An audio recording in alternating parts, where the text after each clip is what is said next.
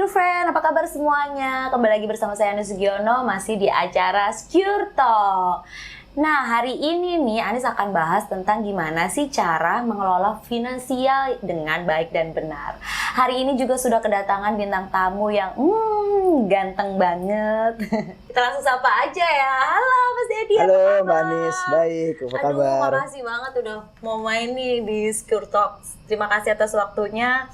Ngomong-ngomong, sekarang udah bisnis. Sekarang Mas lagi ngerjain apa nih? Bisnis apa?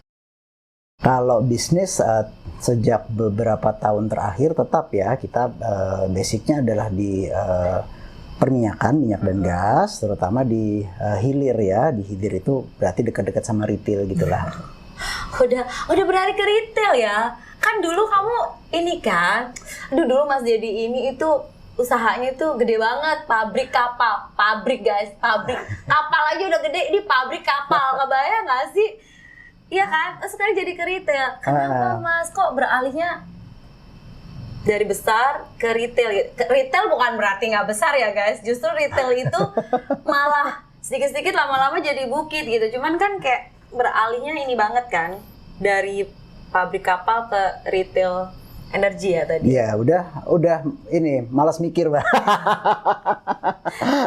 Pasti ini ada something, boleh nggak kasih saran gitu, kenapa kira-kira? Nah, jadi memang kalau kita bicara di bisnis manufaktur, kita bicara di industri seperti kayak perkapalan, itu memang dibutuhkan kapital yang luar biasa besar, gitu kan, kapital besar. Terus kemudian kita juga sangat intens dengan SDM gitu ya, SDM yang mumpuni. Terus kemudian kita bicara di situ juga ada software-software yang high tech dan sebagainya. Nah, dari sisi prospek pada saat itu sebetulnya cukup menjanjikan, Mbak Anis, karena memang basically kita negara kepulauan ya. Cuman memang itu tadi, kalau kita salah dalam melakukan perhitungan, itu risikonya cukup besar. Dan memang pada saat itu kebetulan kita based on banyak sekali di support oleh perbankan. Jadi manakala ada miskalkulasi, nah itu dampaknya bisa luar biasa. Intinya segala sesuatu yang menghasilkan besar, resikonya juga besar. Betul, terus miss dikit aja, ya resikonya besar. Resikonya besar lah ya begitu. Sekarang retail oke ya? Retail oke. Nah, dalam ini kita ngomongnya, kalau ngomongin dulu waktu ada miss ketika ada miss itu kan pasti mentality segala macam itu berubah ya, jadi drop kan. Support dari siapa aja yang kasih support ke Mas Dedi? Kalau support itu selalu keluarga ya, keluarga itu selalu support. Saya rasa kawan-kawan juga sebetulnya juga selalu support gitu. Bahkan beberapa kawan yang mengerti itu pada dasarnya mereka melihat karakter kita. Tapi jadi tahu nggak sih teman mana yang beneran teman sama nggak, bener nggak? Kadang kita kalau jaya itu teman sama kita semua gitu. Ketika kita lagi down, udah deh kelihatan deh itu. Bener nggak sih? Itu ada ininya juga kan, ada sisi baiknya juga tuh buat kita ngurangin circle, bener nggak? Zaman sekarang ya nggak sih guys, circle tuh berbahaya banget loh. Sebetulnya nggak gitu sih. Kalau di dunia ini ya, karena mungkin dunianya bukan dunia yang gegap gempita gitu. Ini lebih dunia yang cukup konservatif gitu. Jadi di dunia yang teman-temannya memang support gitu. Betul, di dunia bisnis, di ini yang itu yang nomor satu pentingnya adalah karakter. Selama mereka melihat kita memiliki karakter yang baik, ya tentu yang namanya up and down, pasang surut itu hal yang sangat biasa gitu. Berarti Mas Dedi ini sangat beruntung, keluarga mendukung, teman mendukung gitu, nggak kayak orang-orang zaman sekarang ghosting semua pasti kalau kita lagi. Nah, ini tips buat anak-anak muda nih ya zaman sekarang, karena kan biasanya kalau kita udah down gitu kan suka biasanya mental ya, pasti tuh mental kena. ini gimana cara ngasih tahu anak-anak muda yang ada di rumah untuk semangat lagi gitu. Kayak Mas kan yang habis dari besar, apalagi yang besar terus down itu kan nggak gampang gitu ya. Ini bisa semangat lagi, terus sukses lagi. Itu bisa kasih tips nggak buat anak-anak generasi sekarang? Ya, jadi mungkin gini ya, apa yang tidak membunuh kita tuh hanya membuat kita semakin kuat, gitu ya. Jadi apa yang tidak membunuh kita itu membuat kita semakin quote of the day, guys. Jadi kalau kita gagal 2 kali ya kita bangkit 3 kali. Kita gagal 10 kali kita bangkit 11 kali. Jadi sama sekali nggak masalah mestinya ya. Yang penting memang kembali lagi ya karakter gitu. Karakter itu adalah kita harus bisa jadi karakter yang senantiasa bisa dipercaya. Nah itu yang. Nah ngomongin finance zaman sekarang nih ya, kita banyak banget tuh godaan-godaan pinjol gitu-gitu loh.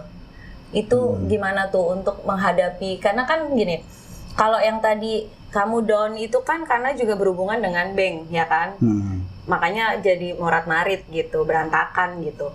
Nah sekarang tuh generasi sekarang itu kan besar, karena kamu emang udah ada usaha besar. Nah generasi sekarang ini kan kebanyakan tuh penghasilan lebih kecil daripada pengeluaran, akhirnya kelilit lah tuh pinjam online. Ya kan banyak banget sih kasus zaman sekarang. Nah untuk mengatasi ini ada tips nggak buat generasi zaman sekarang, Mas Dedi, buat anak-anak zaman sekarang agar nggak kena pinjaman online tuh gimana caranya, atau harus usaha sampingan atau apa gitu? Jadi sebetulnya simpel ya, kalau kita bicara ini kan matematika yang paling dasar ya. Kalau orang dulu bilang ya jangan sampai lebih besar pasak daripada tiang gitu. Jadi kalau kita nggak bisa setel kita punya pendapatan, ya kita mesti setel kita punya pengeluaran gitu. Jangan sampai pengeluaran kita lebih besar daripada pendapatan. Karena begitu pengeluaran kita lebih besar pendapatan, artinya defisit. Ya kan, defisit mesti tutup dari mana nih gitu. Nah, apalagi zaman sekarang, ya kan, zaman sekarang ini pinjol ini seakan-akan semakin memudahkan jalan kita untuk melakukan nutup defisit tadi ya gitu. Lebih jahat dari kredit card loh kalau aku bilang sih pinjol ini, kayak bunganya kecil banget, tapi ternyata begitu masuk kan ngegulung banget. Soalnya aku ada beberapa teman yang udah kejadian seperti itu. Nah tipsnya gimana nih, karena kadang-kadang tuh kan anak-anak zaman sekarang tuh karena ya itu tadi besar pasak daripada tiang, jadinya nggak mikir panjang gitu. Dia nggak tahu sebenarnya dia dijebak gitu kan. Itu kan gimana ya, karena ngomongnya tuh bunganya kecil, apa easy, apa cuman pakai ID bla bla bla. Begitu masuk udah deh kena. Ya, itulah memang ada pentingnya. Tips buat generasi muda untuk cari tambahan nggak gitu di finansial yang easy, yang dia bisa sambil kerja di tempat lain bisa dapat penghasilan lagi gitu. Nah, sebetulnya kalau sekarang itu anak muda punya kesempatan, punya itu jauh lebih baik dibandingkan generasi-generasi yang sebelumnya. Jangan apa-apa. Kelihatan rambut dia putih. Yang penting kan kelihatan mudanya gitu. Jiwa yang muda. Jiwa harus muda. Jadi memang kalau sekarang ini kan banyak opportunity ya.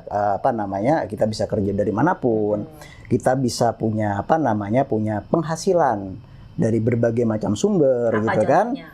Kan contohnya yang Mas lakukan biar kalau selain project maupun pekerjaan yang kita geluti sekarang, kita ada sumber pendapatan lain misalnya dari passive income misalnya. Orang bisa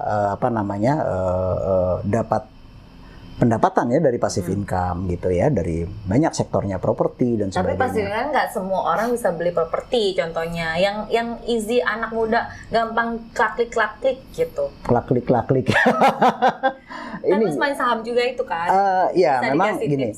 Capital market itu sebetulnya bisa memberikan return yang cukup bagus. Tapi kembali lagi, ini adalah butuh literasi keuangan. Kalau kita misalnya, saya kasih contoh ya, kalau kita katakanlah kita punya pinjaman kartu kredit yang besar gitu ya, terus kemudian kita mau melakukan investasi di capital market gitu ya, di pasar modal, itu sebelum kita masuk ke sana lebih baik dilunasi dulu nih. Menyelesaikan dulu. Oke. Gitu. Jadi karena nanti returnnya dari kita di saham bisa habis buat kita buat bayar kartu kredit gitu. Itu kalau untung. Kalau nggak untung gimana gitu kan? Tapi selama ini Mas melakukan saham ini banyak untungnya atau enggak? Yieldnya cukup lumayan. Cukup lumayan. Berarti ya intinya ya guys, segala sesuatu itu kalian jangan punya utang dulu deh gitu. Kalau ingin hidup lebih baik tuh jangan ada utang, benar nggak? Betul. Jadi kalau pengen memulai saham pun gitu, kalian tutup utang dulu baru memulai saham. Betul. Dari yang kecil-kecil aja. Betul. Ada yang kecil-kecilnya kan Mas ya? Ada, bisa. Nah itu untuk knowledge itu, untuk sebelum masuk juga kamu perbanyak knowledge kamu juga gitu. Knowledge-nya dimatengin dulu baru kamu mulai yang dari yang kecil-kecil. Betul. Bener kan? Lunasi utang dulu. Jangan baru kita masuk ke contohnya capital market. Atau jangan kita main saham pakai uang pinjaman. Nah, itu udah dari secara prinsip sudah salah gitu. Kalau kripto itu kan yang heboh-heboh itu kemarin itu menjanjikan nggak sebenarnya? Kalau secara pribadi saya nggak touch kripto karena buat saya itu nggak ada fundamentalnya. Simple. Mungkin old style ya. tapi kita harus belajar dari yang old style begini gitu. Karena old style begini itu yang abadi. Contoh ya, aku nggak mengejat siapapun gitu. Generasi zaman sekarang itu cepat banget gitu naiknya, bam gitu. Sampai yang old style gini tuh kayak kalah gitu kan. Kelihatannya, tapi gitu.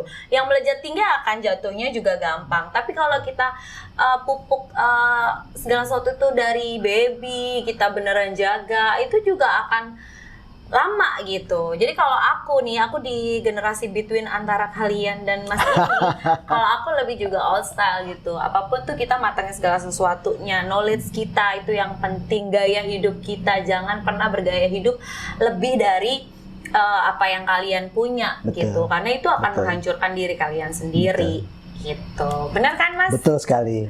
Gitu guys. Jadi udah tahu kan ya pokoknya gimana cara mengelola finansial yang paling benar itu jangan ada utang. Itu kayaknya udah prinsip dari zaman bapak ibu aku juga sih. Thank you Mas. Iya guys. Aku punya kalian jangan pernah, ini kan karena kita bahas finansial, kalian wajib hati-hati dengan phishing attack. Apa sih phishing attack? Tahu nggak phishing attack? Phishing attack itu yang pencurian data pribadi itu ya? Iya, uang kita di bank tiba-tiba habis gitu. Nah, jangan sampai kalian kena phishing attack ya. Atau kalian kalau tiba-tiba ada yang nge-WhatsApp, dapat kupon, dapat salah satu perusahaan besar makanan, kamu klik ulang tahun masukin apa itu, tiba-tiba ATM kamu isinya tinggal 0, kan banyak banget sekarang kasus. Jangan sampai kalian kena serangan phishing attack. Jadi sebelum terlambat harus wajib pakai Secure 365 dari Securitas. Itu akan melindungi data kalian semuanya. Jadi kalau kalian mau apalagi kalian yang suka diskonan gitu ya, atau promo-promo apa yang suka klik-klik yang nggak penting-penting gitu, biasanya kalian kan suka iseng tuh, lumayan nih promo. Nah itu tuh hati-hati, itu serangan phishing attack. Jadi sebelum kalian kena, kalian wajib harus pakai Secure 365 dari Securitas.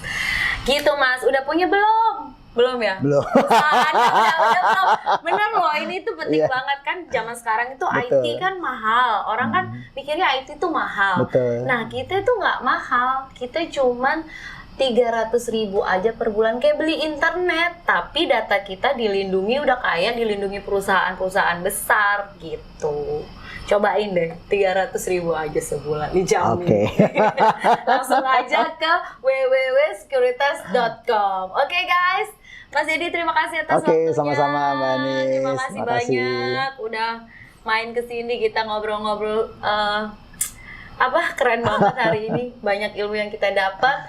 Oke guys, terima kasih ya atas waktunya. Jangan lupa klik lonceng, share, komen, dan subscribe. Sampai jumpa minggu depan. Dah.